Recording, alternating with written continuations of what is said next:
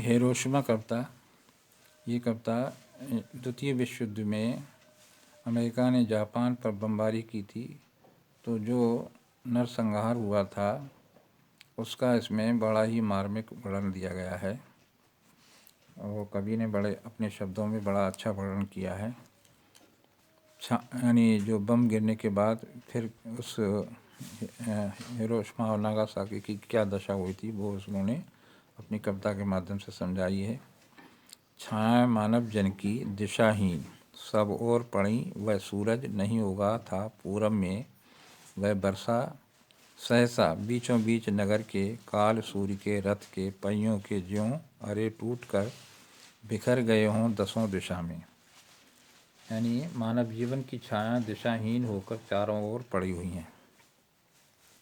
वह सूर्य पूर्व दिशा से उदित नहीं हुआ था, वरना वह नगर के बीचों बीच में अणु बम से बरस पड़ा था। तात्पर्य यह है कि नगर के बीचों बीच फटने वाले अणु बम से सैकड़ों सूर्यों का प्रकाश और ताप निकलकर चारों ओर फैल गया था। वह अणु बम दोनों दिशाओं में इस प्रकार बिखर गए थे जैसे काली सूर्य के पहिए के डंडे टूट टूट कर इधर उधर फैल गए हों। अब आते हैं दूसरे पर। छायाएं मानव जन की नहीं मिटी लंबी हो होकर, मानव ही सब भाप हो गए, छायाएं तो अभी लिखी हैं। उस कारुणिक दृश्य का शब्द चित्र प्रस्तुत करते हुए अज्ञे जी कहते हैं कि मानव की छायाएं आज तक भी समाप्त नहीं हुई हैं। वे छायाएं लंबी होकर भाप रूप में परिवर्तित हो गई हैं। उन अभागे मानवों की छायाएं आज भी झुलसे हुए पत्थरों और उखड़ी हुई सड़कों पर दरारों पर बनी हुई हैं। अर्थात आज भी उस भीषण नरसंहार को प्रत्यक्ष रूप से देखा जा सकता है। झुलसे हुए पत्थरों पर उजड़ी सड़कों की गच पर मानव का रचा हुआ सूरज मानव को भाप बनाकर सो गया।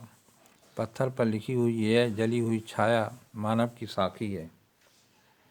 अपने दुख को व्यक्त करते हुए अज्ञे जी ने कहा है कि प्रकृति द्वारा निर्मित सूरज हमें प्रकाश देता है, किंतु मानव द्वारा निर्मित इस सूरज ने यानी अणु बम ने मानव को ही समाप्त कर दिया, उसे भाप बनाकर उड़ा दिया। पत्थर की बनी हुई मानव की ये छाया इस बात का स्पष्ट प्रमाण प्रस्तुत कर रही है और साक्ष्य दे रही है कि मानव ही मानव के विनाश का कारण बन गया। तो ये आपकी कविता कंप्लीट हो गई।